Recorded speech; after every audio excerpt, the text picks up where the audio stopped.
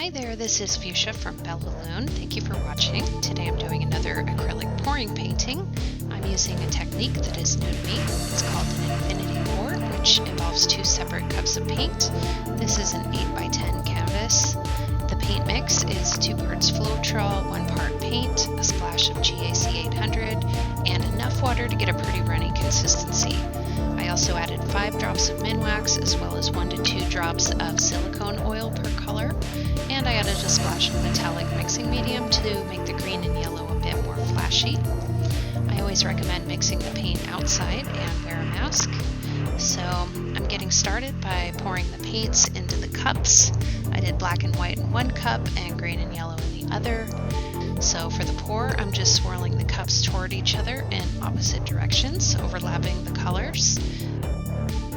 I realized they weren't crossing at one point, so I corrected that.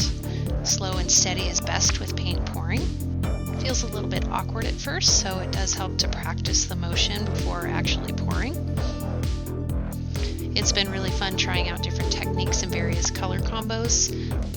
So I'd love to know what your favorite color combinations are. Please let me know in the comments. I might just use your suggestion in the future. The colors were inspired by my brother, who's a big Green Bay Packers fan. I normally wouldn't put these colors together personally, but this actually ended up being one of my favorite pieces that I've done so far. You can see I was stretching. I used this cardboard piece to keep the paint on the canvas. In hindsight, I should have cut it to make it smaller because it was pretty cumbersome and tall. Another lesson that I've learned in experimenting is it's worth paying a little more for a good canvas. I don't recommend this type of cheap canvas at all because it warps as it dries without the wood frame. But having said that, the trick with this kind to get it to dry better is to lay it flat on the table while it's drying as opposed to drying it on the stands. I've definitely already invested in better canvases, but these have been going okay for practicing new techniques. I also don't really recommend these little paint stands. They move around and can cause problems, especially if you need to change the angle of the canvas mid-paint. They also can't correct for a table that's not level, where other supplies can do that. I learned that having the canvas level is pretty critical to acrylic pouring. In the future, I'll only be using stretched canvas, and I'm going to get some of those ceiling hooks. You just screw them into the back of the wood frame, and you can tighten them in varying depths, which can help ensure that the canvas is level on any surface.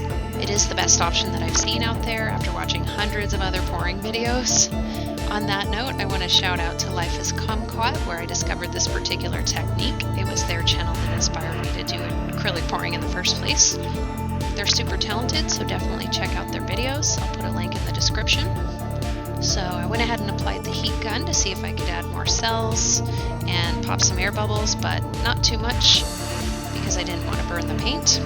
I'll definitely be doing more of this technique soon. It was a lot of fun and it came out pretty amazing. And here's the final result close up with indirect lighting. I'm calling this one Banished thanks to my friend's suggestion on social media. Shout out to Lure, the female artist. So please don't forget to hit like and subscribe. It really helps the channel. And if you want to be notified of new videos, you can hit the little bell. I have more paintings to post soon. Stay tuned. And thanks again for watching. See you next time. Bye.